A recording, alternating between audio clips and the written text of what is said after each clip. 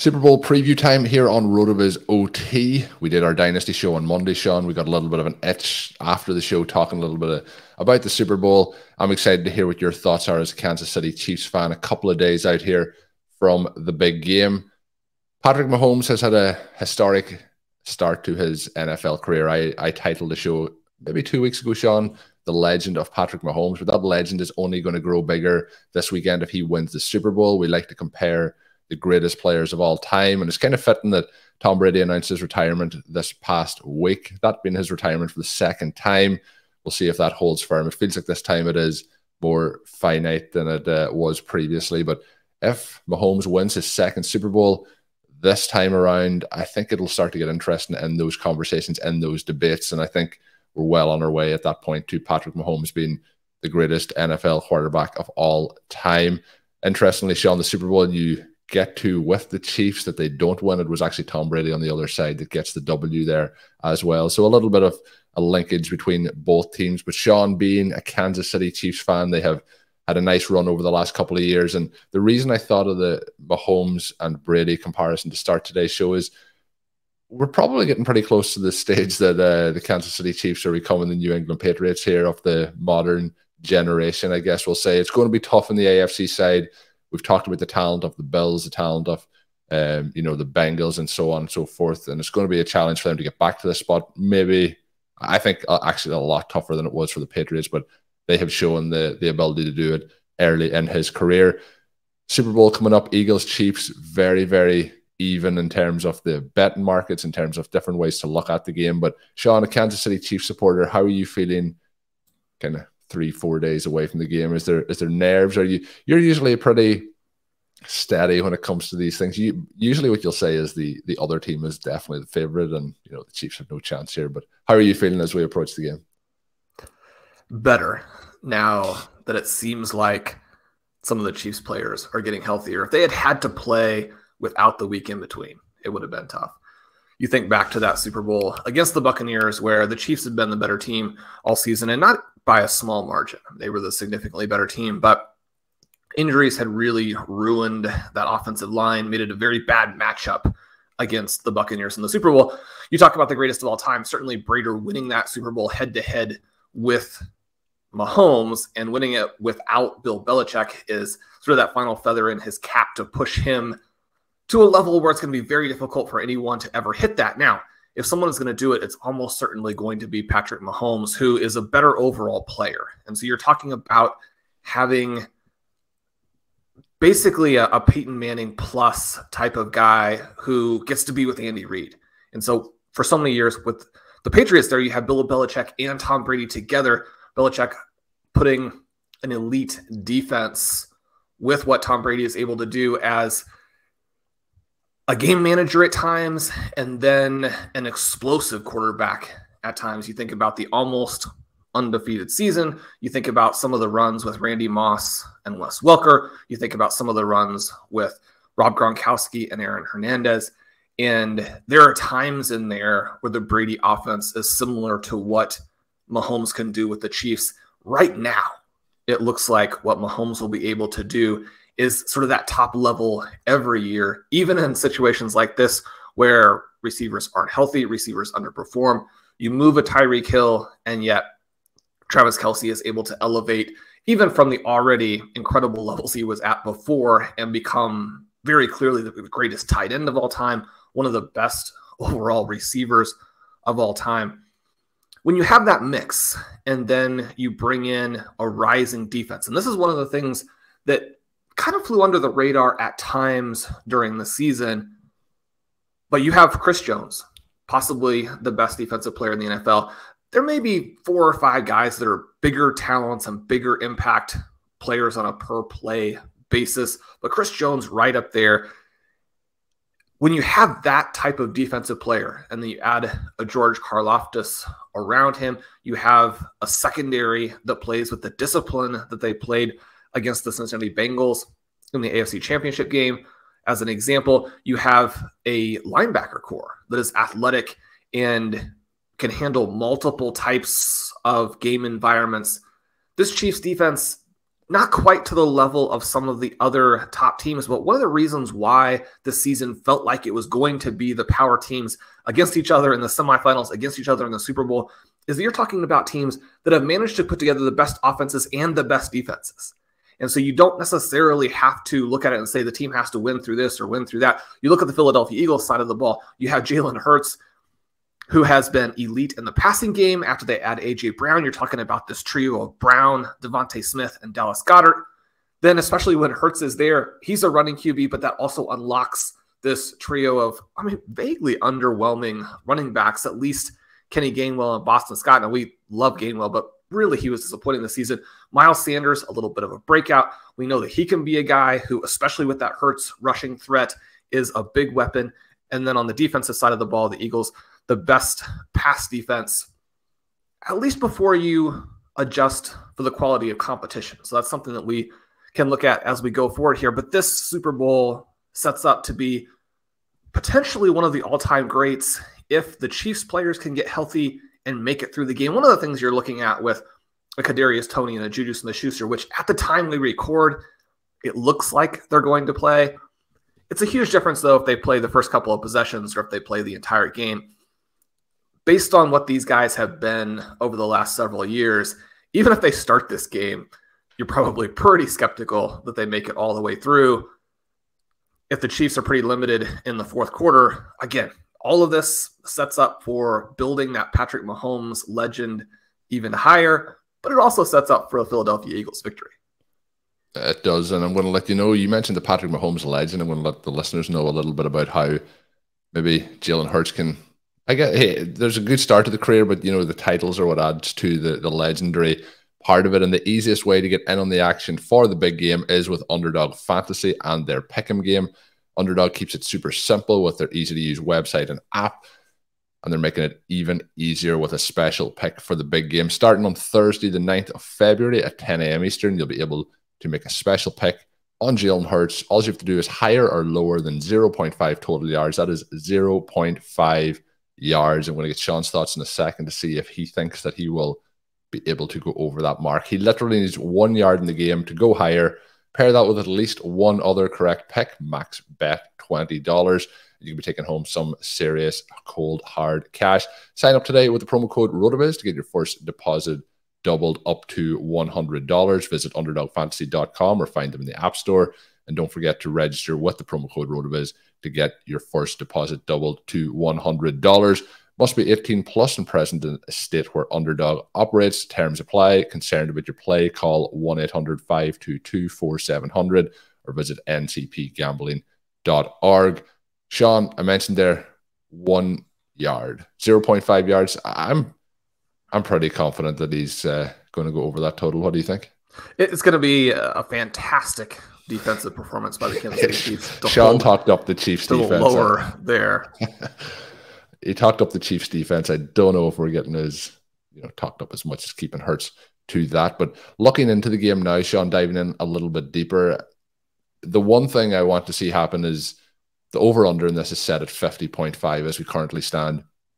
We want to see a shootout here. I know for you would like to see the Chiefs just cruise to a victory here, but I want to see some points on the board. I think this has the potential. You mentioned there to be one of the all-timers. I think it could be fantastic. And I do think it's going to be interesting. I'm very interested to get your thoughts based on, I think if we play this game 10 times, I mentioned earlier that it's kind of a 50-50 split in terms of the consensus for who will win this one. I think it's pretty close. I think you probably get 5-5 or 6-4 either way. But the tricky part for me is to say who would win that edge of the 6-4, for example. But the one other thing that I do think about this game is I think it's incredibly close in terms of who could win. I don't necessarily think the final score will be close. I think there's a chance that if we see the Chiefs get ahead early, that could be a little bit tough for the Eagles to get back into it. And the other thing is and I know the Chiefs lean much more heavily on the pass and the run, but if you're made completely one-dimensional and you're up against this Eagles defense, I think that could be very, very tough to turn around. We've seen that in multiple games in the playoffs, although not against the same caliber of offense that we see from the Chiefs. We've seen them be pretty much completely shut down by the Eagles here, and we've seen that throughout the NFL season as well. We also know what Jalen Hurts can do on the ground, and the Eagles are one of the best teams at really frustrating defenses. You mentioned the number of running backs they have in terms of the kind of three-headed, I guess we'll call it a three-headed monster, but the stuff they can do along with that fourth head being Jalen Hurts is tough to stop. So the big news, I guess, Sean, this week, and I know it's going to seem to some people like not big news, but you mentioned the injuries to the wide receivers for the Kansas City Chiefs. There's a chance that there's going to be most of that crew on the field, whether they're 100% healthy, 50% healthy, how they suit up. But Mecole Hardman will not be available. He went to injured reserve this week, and that led also to Clyde Edwards-Helaire coming off injured reserve. So another body for them to have there. What are your thoughts? How much do the injury concerns lead into it from the Chiefs side for you, and how much of a factor do you think that will have in the overall final result of the Super Bowl? It'll make a pretty big difference. The Chiefs could win even if they end up being very limited. We saw that against the Bengals. But in the AFC Championship game, you have a great performance by the defense. You can't count on that level of play, that level of execution in each game.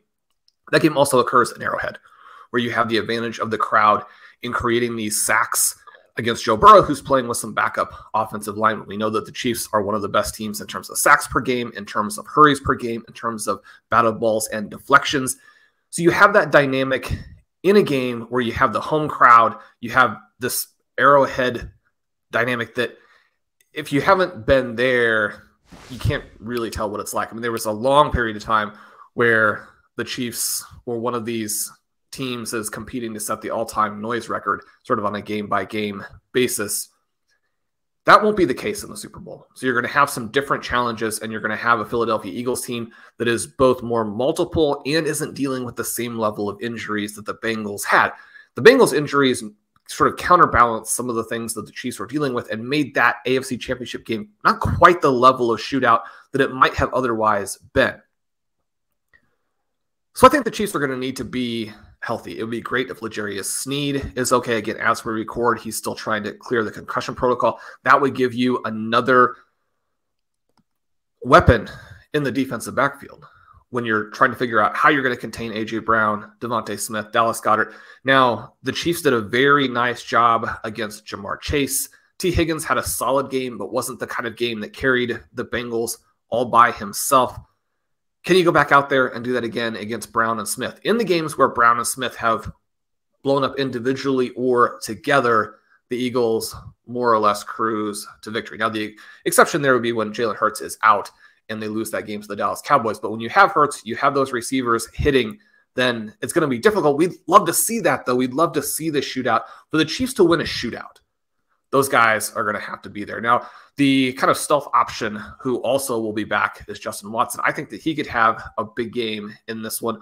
One of the things that's interesting when you look at the game level similarity projections, so our match-based, our history-based projections for the fantasy players, and when you look at the passing matchup rater, which takes all of this advanced information from Sports Info Solutions in terms of how the receivers and the defensive backs, the defensive scheme match up, kind of how that's going to work out.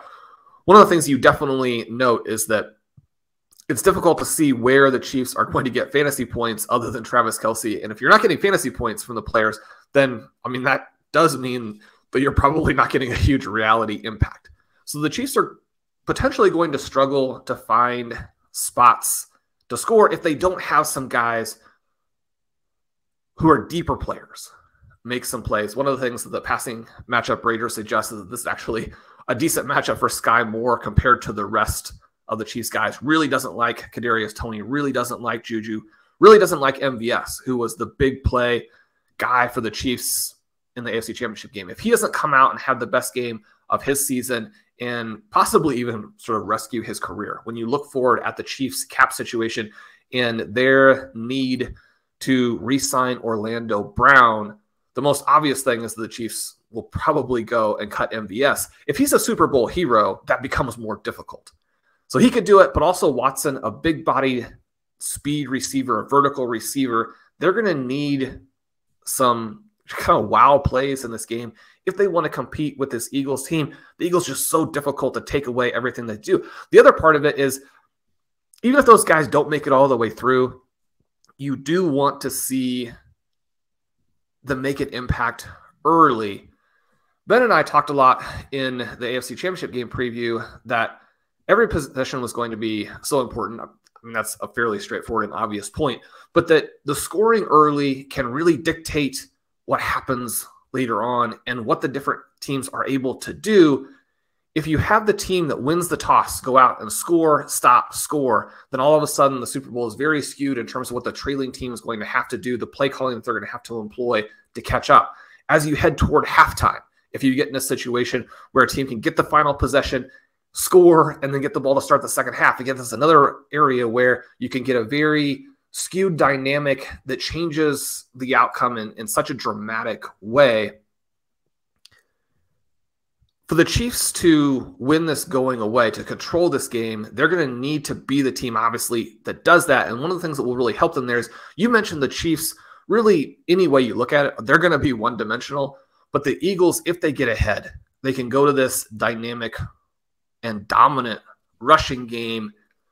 The Chiefs aren't as bad against the run as people tend to think, but we watched the Eagles run on this elite San Francisco 49ers defense, and especially elite run defense, looked more or less unstoppable. We know that to an extent, teams want you to run. It takes more plays to have that scoring drive. You have more chances to get third downs, which you may not convert.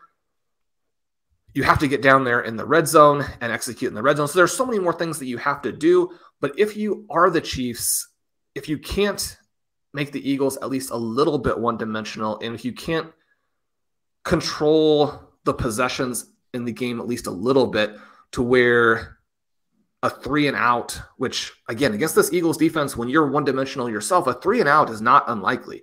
You think back to what happened in last year's AFC Championship game in the second half against the Bengals and how the Bengals controlled that half of football so completely.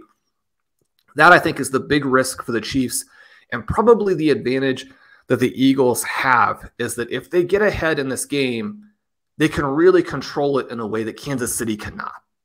Yeah, and that was what I was going to come to next, Sean, was when we look at what the Eagles were able to do all season in terms of dominating games. I know we talked about it during the season being a little bit of a frustration at times where we would see, you know, the stars get pulled out a lot earlier or not have to continue to push the pedal as much as we would like for the fantasy points. But that also means that they were playing fantastic football. And most of the time it was on both sides of the ball. If we look through the entire season, only two teams, Sean, scored more than 22 points on them when I would say when things mattered. We could factor in, if we want, the Dallas Cowboys game where the Cowboys put up 34 points in week 16 of the season, but that was one where they don't have Jalen Hurts, and I don't know if there was a full effort put in there by the Eagles to, you know, it wasn't as important with the way the rest of the schedule was playing out. We looked through it, the first game of the season, they give up 35 to Detroit, but they also win that game 38-35. Most teams are scoring in, you know, single digits or into the low double digits throughout the season. But the other side of that is while they are holding those teams down, they are putting up, you know, hammer blows on some of these teams, you know, into the high 20s, into the 30s, 35 against Pittsburgh, 40 against Green Bay, which was one of the other games where a team scored over 22, but it was 40-33 in that one, 35 on Tennessee, 48 on the New York Jets. You know, they're just dropping hammer blows and putting games out of reach before we get into a situation in that fourth quarter where the games are close. So the concern here for the Chiefs is, like you mentioned, the Eagles put up a head of steam, but also are able to turn the ball over on the defensive side of the ball, which just becomes, I think, a really tough day for an offense when you're not really able to keep control of the ball, but then it has been turned over. The defense is under a huge amount of pressure in those situations. And the more we look into this game, as much as I want you to have a nice weekend and the Chiefs to win the Super Bowl, it starts to lean that a lot of the boxes in terms of how this game could play and how the game could, you know, the outcome could evolve. I think a lot of those boxes are being ticked with a correct mark for the Eagles rather than for the Chiefs side of things. When we look at the Chiefs, I think the major factors are the two names that everyone will be talking about. You mentioned the defensive side, but it's going to be Kelsey and it's going to be Mahomes. And it's a case, I think, if you don't see a big day in this one from Kelce. It's going to be very hard for them to come out on top. Do you fear, like I said, that this game could go a number of ways, but there is I think a realistic possibility for both teams, because I don't think the Eagles are that good at playing from behind. We just haven't seen that much this season where they are behind, that we could see a situation where the Eagles get up and they continue to really put it on to a pretty beat up Chiefs team at this point in time. That's definitely a possibility. One of the things that is so fun about this game is that despite the fact that you're talking about the two best teams in football, there are a ton of open questions. And I think when you have the two best teams and teams that have been so good on both sides of the ball, to still have so many question marks, in some ways you could argue is maybe unique. Now, the reason that we have these question marks are because of injuries. So on the Chiefs side of things, we talk so much about the receiver injuries because those happened most recently. But I mean, this really comes down to if Patrick Mahomes has taken a step forward in the 2 weeks here with his own ankle. Because if he looks like he looked against the Bengals, and he made some fantastic plays against the Bengals, but if he is that limited in his mobility, he's not going to be able to extend plays in the same way. Now, he extended the play at the most crucial time, but you probably have one of those plays in you, and it's probably saved for if the game is tied at the end, if he's as limited as he was. But the other thing there, you can't extend the plays as long, and so you have to have some throwaways. Maybe you get some sacks. All of those drives are going to be worse than they would have been. And then we did watch how without the ability to drive off of his bottom half, that he wasn't as accurate. And if you're going to be not as accurate, if you can't maybe make the deep pass, then so much of what he does gets taken away. Again, I mean, if you're talking about Patrick Mahomes playing in these Super Bowls completely healthy, then I think that his record over the years is going to be very, very clean because he's just that good. It's so difficult to beat him when the Chiefs are solid otherwise. But again, this season, that's not the case. If he has taken a step forward, then I think you have to love the Chiefs' chances. On the Eagles side of things, we also have a couple of question marks that are related to, number one, injury. Because Jalen Hurts, also, it's not going to be as visible, but how limited he is in terms of his throwing motion and how not necessarily limited, but the kind of game pressure recent reps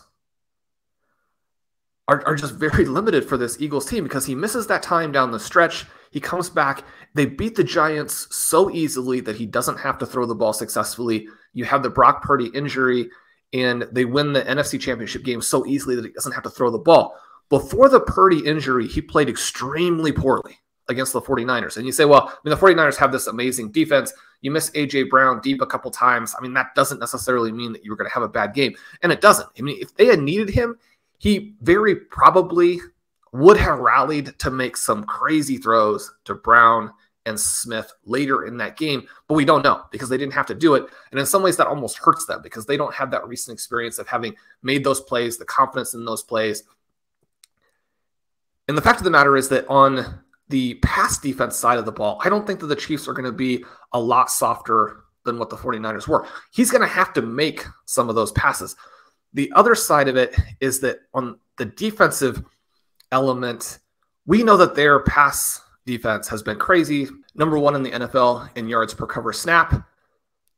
But one of the things that really is strikingly different between the AFC side and the NFC side is in the quality of the quarterbacks that you have to defeat to get to the Super Bowl. And this isn't to take anything away from the 49ers because there are multiple ways to build teams. And the 49ers built a team that was based on an incredible defense, almost unparalleled playmakers on the offensive side of the ball and a fantastic scheme, but the quarterback isn't there. And more or less across the NFC, the quarterbacks weren't there this season. It's one of the reasons that the Eagles and the 49ers were such heavy favorites that one of the two of them would make the Super Bowl.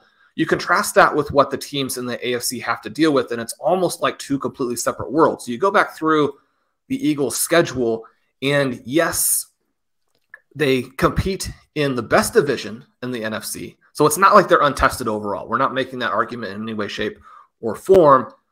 The Giants also make the playoffs. The Cowboys may be the next best team. The Commanders, would have made the playoffs if they had played Sam Howell or if they had been in any of the other divisions. There were, two different paths they could have done it there. But even when you're talking about the Commanders and the Giants, you're not talking about teams that pass the ball well. And so you look at what the Eagles have had to deal with this season, and especially, you want to jump in mid-October, for example, and work forward. You play the Cowboys without Dak Prescott. You play the Steelers as they're trying to make this transition between quarterbacks. You play the Texans. No elaboration is really necessary there. You actually get beaten by Taylor Heineke and the Commanders. You play the melting down Colts.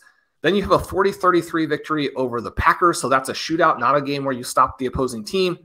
You play the Titans in a game where Ryan Tannehill is benched. You play the Giants. You play the Chicago Bears and Justin Fields.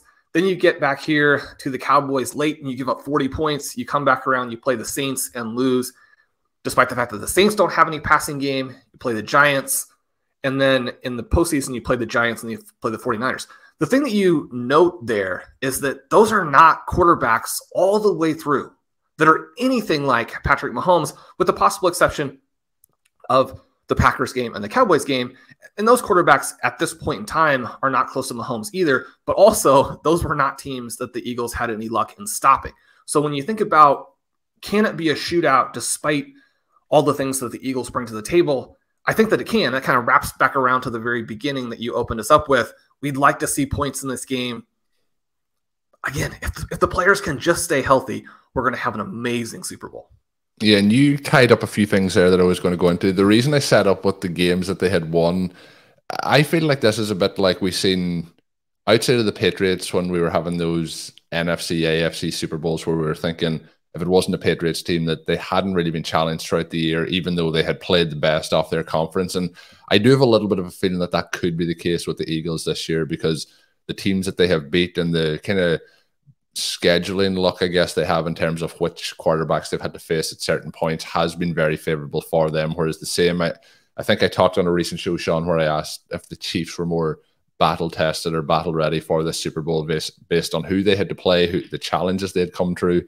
But then I guess Eagles fans and the Eagles out there will say they have had to come through the Jalen Hurts injury regardless of that, had to pick up the wins. You have to beat who's in front of you, so on and so forth. The other part of it is AJ Brown, Sean, and this may come back to haunt you, but you did mention on a recent show that you just want AJ Brown to have, something of a significant involvement in these playoffs. I think what you said was it would be a shame if he didn't have his moment. And so far in the playoffs, he has 14 targets for 7 receptions for 50 yards. And after the season that he had with 88 receptions, nearly 1,500 receiving yards, 11 touchdowns, monster season after his trade from the Titans. We want to see him involved. There's only one game left in the playoffs, Sean, and it's going to be the Super Bowl. I do think, again, going back to how the game can start out, if it's a case where the run has been effective here in this game for the Eagles, the one thing you don't want to start seeing is those play action passes to AJ Brown down the field, to Devontae Smith down the field, and Dallas Goedert has looked good since he came back. But AJ Brown, he has been kept quiet. I think part of it is the game script that you mentioned already with those two kind of blowouts, the quarterback situation for the 49ers in the previous game. Still, though, through those two games, the 14 targets is a lot lower than you would expect, and the 7 receptions is certainly less than you would expect. Do you think we see a heavy dose of AJ Brown in this one? I do. I think there has to be a heavy dose of targets at minimum. Whether they become effective and the Chiefs can stop him, I think you have to have him as the main part of this game plan here for the Eagles after not really going to him the last two. It's just so different than where we were in the AFC Championship game, where the Chiefs have zero concern and respect for Joe Mixon. It doesn't matter what you do defensively. As soon as he runs into the line, you're going to make the tackle. And so you can spend so much on exotic blitzes. You can spend so much on doubling these receivers. The execution of the doubles in the AFC Championship game was so fantastic. You have the score by T. Higgins, which was one of the most beautifully thrown balls you will ever see. It was a nice play by T. Higgins to go up and get it. You have Jalen Watson, who had otherwise played a really good game as a 7th round rookie DB, is beaten on that one, and Juan Thornhill is late in getting back over the top. Really, the single play in that game, other than the 4th and long conversion to Ja'Marr Chase, where they were able to beat these doubles. A.J. Brown, another step up from T. Higgins. And so for young corners to handle him and handle his physicality, and we've watched all season how he's been able to more or less run deep. Hurts has lofted the ball up. He's run underneath it, even with the guy on him, has carried that guy, beaten the safety, either been able to break those tackles and get into the end zone or set up the Eagles in the red zone, in the green zone. Obviously, then when you have the dual threat ability of Jalen Hurts, the chances for a score are very high. That's going to have to be a staple of what the Eagles do. We've watched as the Chiefs really handled a team that has similarities. When just a week ago, everyone is talking about Joe Burrow as one of the greatest young quarterbacks in this unstoppable tandem of Ja'Marr Chase and T. Higgins, even though T. Higgins was coming off of a couple of duds. He bounced back. He had the big game. A.J. Brown coming off duds. He's going to come out and have, I think, a big Super Bowl. Even if the Chiefs win, I think that you're going to have A.J. Brown for 8-150-1. I mean, you're hoping it's like 8-150-1 and not like 11-202. And the chances for A.J. Brown to do to the Chiefs in this game what Ja'Marr Chase did in Week 17 last year, I mean, that's in the mix in this game, because that's one of the ways that the Eagles will win. The complicating factor here, again, you go to the passing matchup rater, you see that A.J. Brown, Devontae Smith, those guys are so good that you're not saying, okay, well, the matchup's not great, so they're going to be held down. But there are some challenges there. Travis Kelce, Dallas Goedert, the PMR likes the offenses to flow through them, and Goddard gives the Eagles really one more chip. I mean, not that Hayden Hurst is a bad player, but he's not Dallas Goedert. You have that in addition to all of the things that Hurts brings as a runner.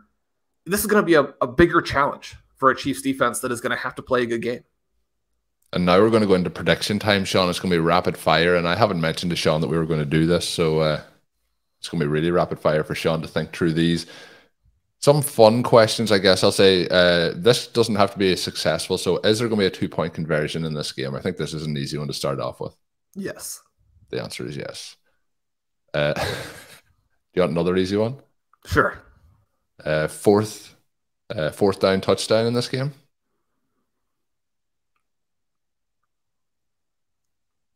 Yes, we're definitely going to see like 3 huge 4th down conversions. Yeah, I think we're going to. I think the teams the punters should just be given the day off for both of these and just go for it in 4th down every time. Both teams need to maximize every opportunity to get those points. So we go with that. This may say who we think is going to win the game, Sean. MVP. Chris Jones. Oh, well, I'm going to go and I'm going to go with Jalen Hurts here. I think that's going to be interesting to see where we go here with the final score, Sean. So, defensive player getting the MVP. Are we getting a low score in Eagles performance here? No, let's have both teams in the 30s. And what's the final Chiefs score? 38, Eagles 35. That doesn't actually have the 2-point conversion that I mentioned. We'll go 38, okay, so it's 35 Chiefs. A missed 2-point conversion. It could technically they could miss a 2-point conversion, complete a 2-point conversion, and then we're back to square one. So that can happen. That's why I didn't say at the start that it had to be a completed 2-point conversion. But both of these teams, I think, have huge potential to complete those. And the prediction that I had down is 31-27 to the Eagles. Sean, I think we're both just hoping for that shootout, and then obviously you're hoping that it falls your way. I'm hoping for a fun recap show next week. We'll see. We'll see how it goes. But I think it's going to be an awesome Super Bowl. Very excited for it. It's awesome when you see the teams that you really want, the best teams in the NFL making it there with the best players. Hopefully as many of these guys are as close to 100% as possible. We all know that at this point of the NFL season, there is pretty much no such thing as 100% for these guys. So it should be an awesome match. We will, though, be back with another show before the Super Bowl. We are going to do our Dynasty Reanimators series episode that will come out on Thursday. So make sure you're subscribed to the RotoViz Overtime podcast feed to get that. If you're looking for more Super Bowl preview content, Sean and Ben will have some conversations on stealing bananas later in the week regarding that as well. So make sure you do check that out. I'm going to give myself a shout out at the end of this episode, Sean. The offer earlier in the show was for the 9th of February, which is Thursday, where that kicks off. Thursday, the 9th of February, also my birthday. 1 year older on this planet, Sean. Starting to feel those years adding up very, very quickly. So, yeah, that's coming this Thursday. But we will have a Thursday episode coming out as well. So you'll get to hear me on that day. I'm sure everyone will rejoice when they have the opportunity to hear that. But that is going to do it for this episode of the show. My name is Colin Kelly. You can follow me on Twitter at Overtime Ireland. My co-host, as always, is Sean Siegel. Check out Sean's work up on rotoviz.com. And until we are back, have a good one.